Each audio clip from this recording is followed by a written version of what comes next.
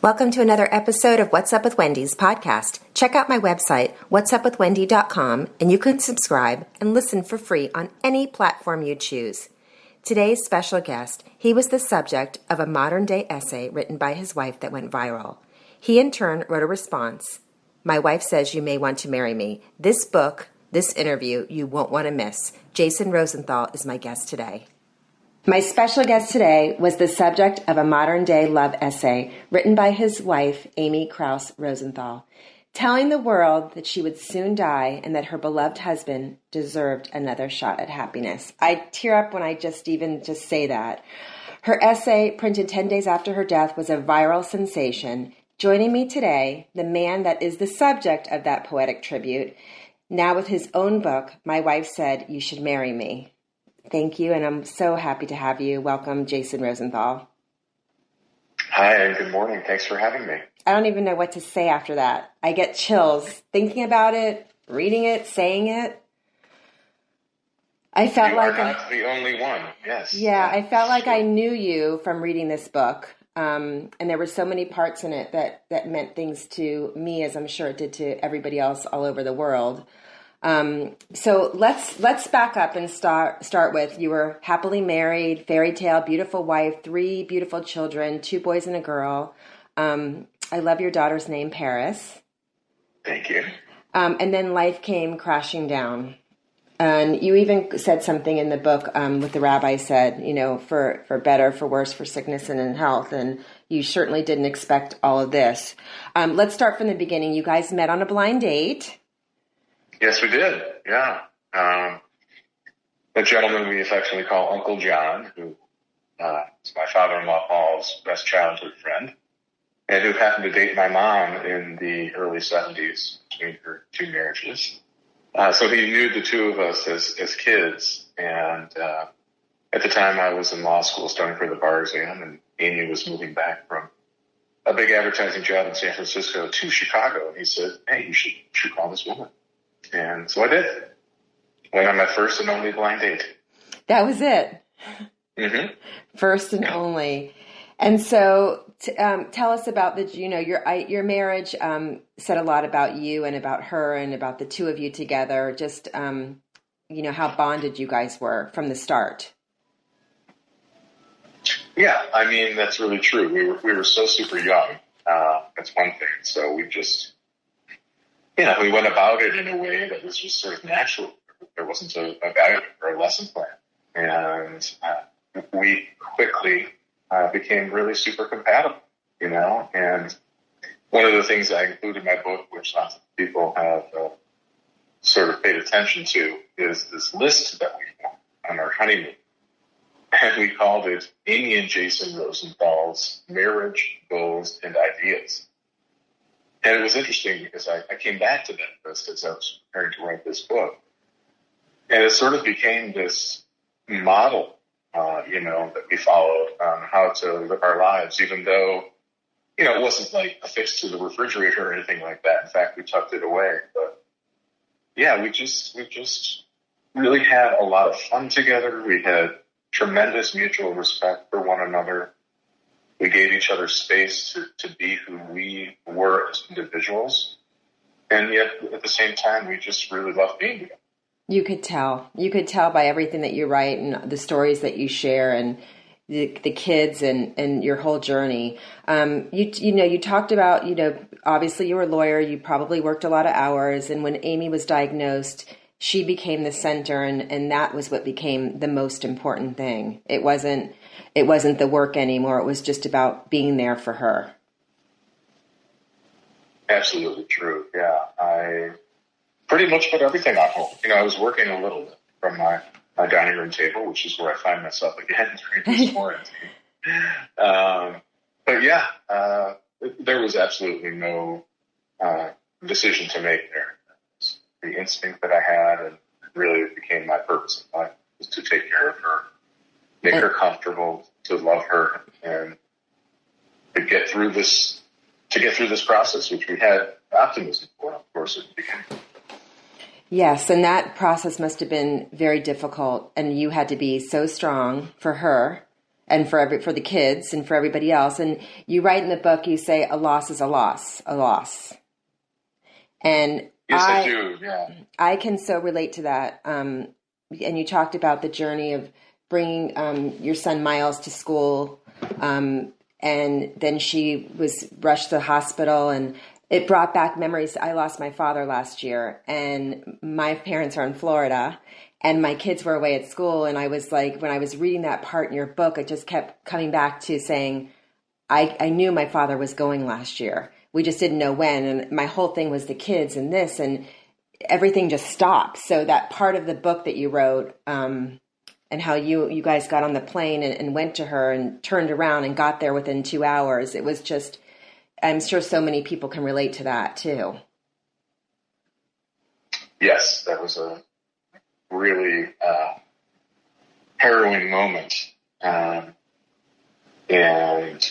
I'm so sorry for your loss. Thank you. And what I learned over the last 3 years as I continued to speak about my process is that epiphany that I had, that loss is loss is loss. And to me, that means simply that, at first when Amy died, I thought, whoa, no one's loss can even remotely come close to what I'm experiencing. Come on, guys. People will come up to me and talk about losing their family pet or going through divorce. But you know what?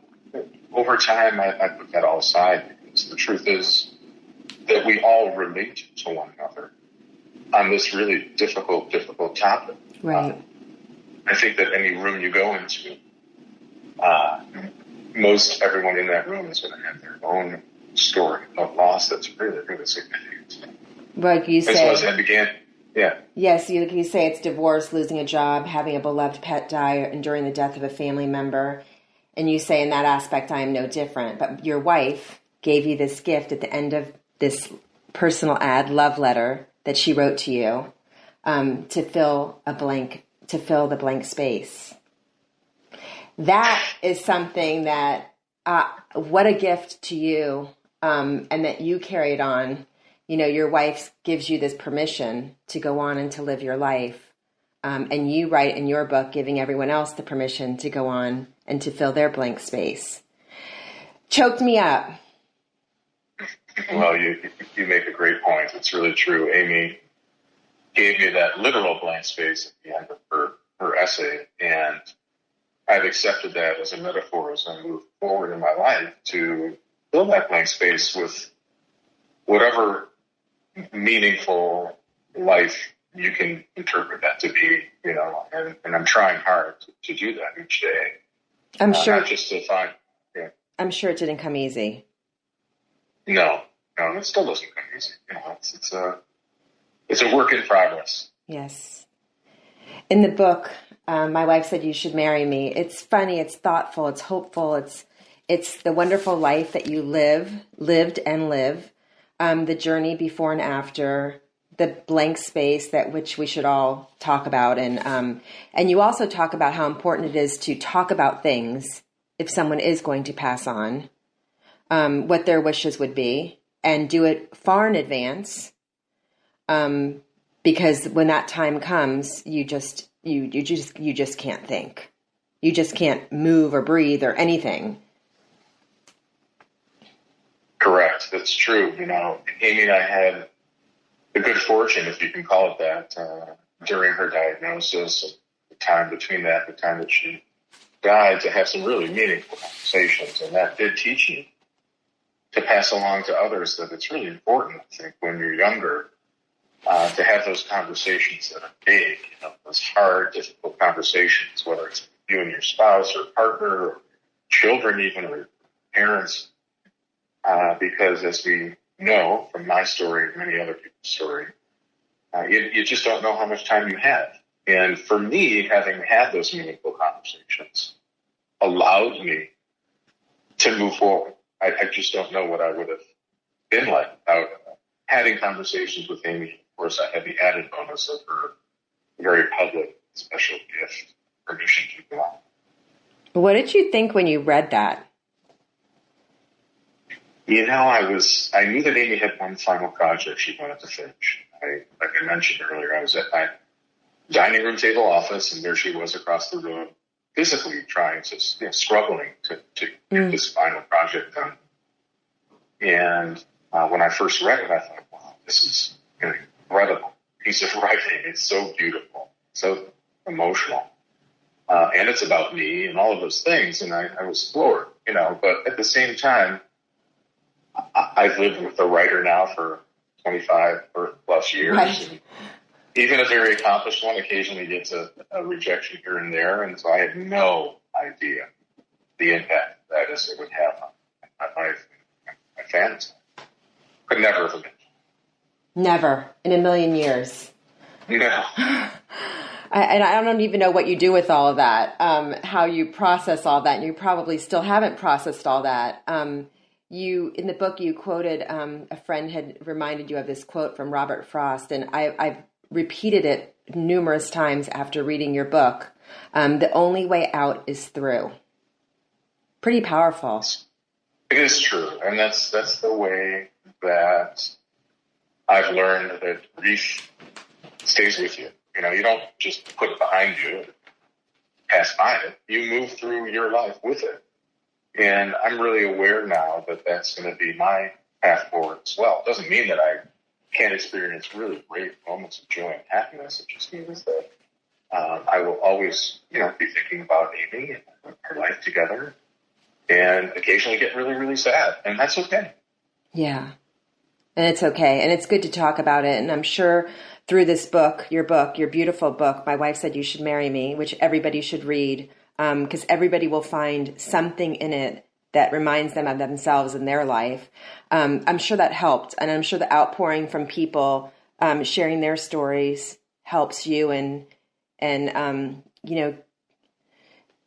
kind of gives you that feeling that, like, I'm not alone, and that you're doing so much to help other people. Well, thank you so much. Yeah, I mean, it was definitely cathartic writing the book, and that process started for me a couple years earlier when I was asked to deliver, a TED Talk. And once I did that and finished it, it was almost immediate, the responses that I got from people. That's what kept me speaking about it publicly all over the world, and also gave me the permission and freedom to write this book, which is so very personal.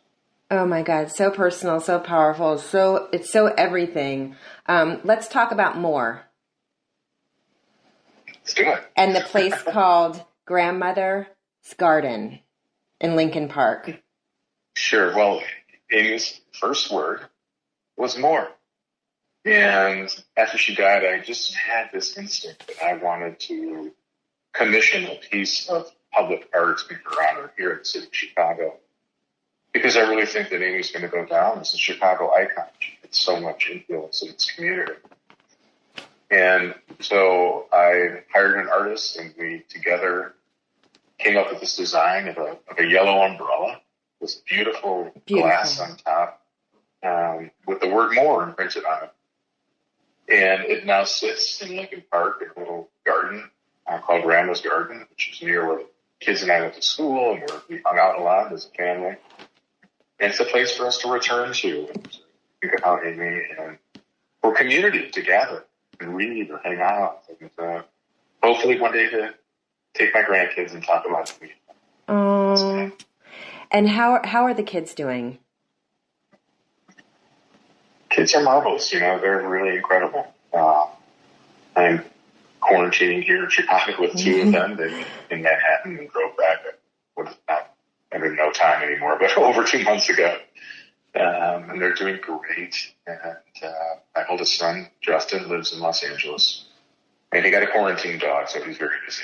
Oh, okay. Yes, very. That's like a baby. Exactly. So it's like a big time out for the world right now. And it's a good time I feel like it was a little gift from my father to me, having my kids, this extra time with my kids here in my house with me. And I don't know, I'm just using it to just, we'll never get this time back again. So here we are, and make the best of it. And so I'm right there with you. Yeah. I mean, I have two adult children with me, and we're they're not little kids anymore, and we're finding really interesting things to do